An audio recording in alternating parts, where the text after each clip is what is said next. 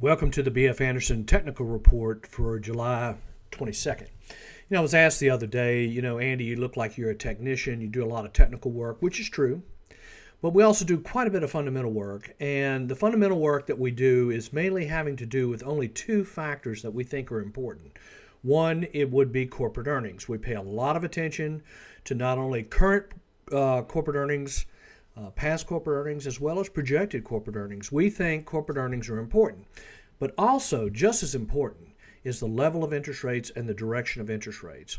Now, I can remember back in the crash of '87, this is where the old experience kicks in, where Alan Greenspan was chairman of the Fed, and basically one of his lieutenants, which was a guy named Bernanke, came on to the media and basically says, we're going to change direction, and the market dropped dramatically. So when this came out on Friday, it really did trigger quite a sell-off in the market.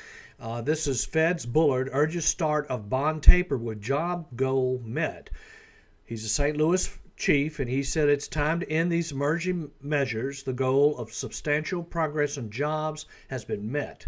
So, in other words, I kind of think the Fed is starting to lay the groundwork for maybe an end of the tapering. This could disrupt the markets. It may not. I think they're leaking it out, hopefully to get it out there and not make it such a big deal. So let's go ahead and look at what happened, though. You can see here with the NASDAQ, we broke trend. Well, here's your 10-day moving average. We broke the 10-day. Then we violated the 10-day. Now we're getting somewhat of a bounce in here, and we'll just have to see. But we continue to see problems here with like the mid-cap stocks. Well, we got high, lower high, lower high, lower low, lower low, lower low, also sold off. Needs to do some work on the mid-caps. On the New York Composite, kind of similar situation. Not all out positive. We continue to be cautious. On the small caps, this is the worst group. You can see basically a rollover, made a major low down here, trying to bounce back today. We'll just have to see. S&P 500, now this is one of your stronger indexes. Your large cap index has been holding up real well. However, just like the NASDAQ, did break, did violate. However, somewhat of a recovery. We just have to see. Now, on the long-term indicator, which is the 35-week moving average, things look solid.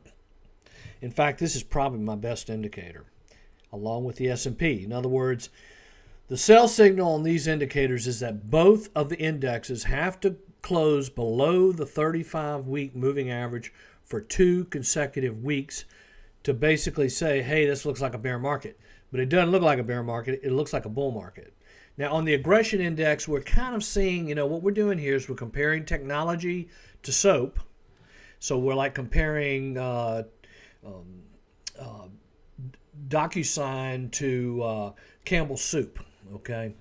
And you can see what's been going on. We got a major peak in around February the 10th, came down, made a low, made a lower low. Now we're trying to rally, but we're still not making a higher high on the ratio. However, the ratio is improving, and this upper moving average has turned up, and we really never did seriously break and give the sell signal. So it still looks constructive. Now, on interest rates, on the 3 economic indicators that we're keeping an eye on here, interest rates broke the 200-day. Now, this is the 10-year Treasury note, broke the 200-day moving average, which is significant. Same time, we're getting a rollover at oil prices. Oil's back down below 70. The financial stocks are kind of just moving sideways. On new lows, the last couple days, we got a big spike in new lows, almost 100 a day, but it looks like it's starting to settle down again. Now, on the inverted yield curve, no inversion still, but we're going in the wrong direction here. Interest rates are dropping quite dramatically. We'll talk a little bit more of that as we get into the video. Sentiment, a little bit of an improvement. We're seeing the ratio kind of coming back into neutral. Now, if you notice on your report that you get along with this video, we use CNN's sentiment reading, and as of this morning, they were in extreme fear. So basically, that's positive. That's what we want, unfortunately. Now, this is let's see, did I skip over? I skipped over the, actually I didn't put it in. But anyway, the put-call ratio, which I don't have on here, is basically giving an improved reading, but not much. Now here is the Russell 2000 Growth ETF. You can see here, February the 10th, we peaked. Growth stocks have been moving sideways and, down, sideways, so forth since February the 10th. And I got to tell you, without the growth stocks, I don't really think we're going to have much of a market. So these need to get going. Now, again, I'm a little concerned about, economic slowdown. Now, this is where we're comparing junk bonds. Now, a high-yield junk bond is a risky bond.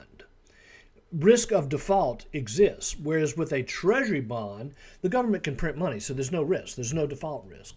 So when people quit buying junk bonds and start going into treasury bonds, this line turns down. Now, we broke the 200-day here, which is just not a good sign. We need to keep an eye on this. Now, on inflation, again, these are the TIP bonds. These are inflation-protected bonds. And it's funny, a lot of my friends all talk about how much inflation we have, but what's really interesting is the market started to discount higher inflation a year ago. So, where was the media a year ago, So now it's here. We've had a big pop in inflation, and you can see now the market's actually starting to roll over where maybe it's already discounted something that's transient. The volatility index, we got somewhat of a spike there. Not bad, actually. I was expecting it to get a higher reading, more like 30-ish. But we're still in a very respectable area, so volatility continues to stay low. Now, I did want to point out a couple of things about interest rates, inflation, and so forth. This is the price of lumber. Now, we can all remember about how lumber prices went through the roof, and they did. And then all of a sudden, boom, they're just falling apart. So, you really have to realize with these commodities, if you invest in commodities, you could really lose your shirt in this stuff. So just be aware of the fact, price of lumber is coming down. Price of oil is coming down. Maybe inflation's not going to be as big a deal as we thought. Now, here's the 30-year Treasury yield. Again, that yield is breaking the 200-day moving average to the downside. It's down to 1.88%. So if inflation was really a big problem here, I don't think interest rates would be dropping like this. I think they would be going up, but they're not. Now, the other reason maybe the market sold off a little bit was the fear of the Delta variant on the virus. This is Moderna, which is also, you can look at Pfizer. You can look at several of these pharmaceutical companies that make these vaccines. But you can clearly see that Moderna really rallied here on this bad news about that Delta variant.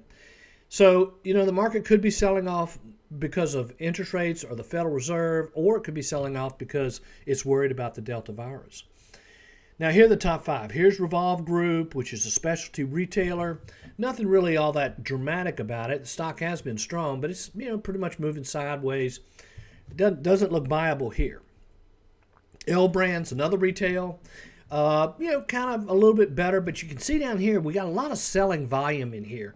I don't like that. I think you need to have what you call a volume signature, and you just don't have it with this stock.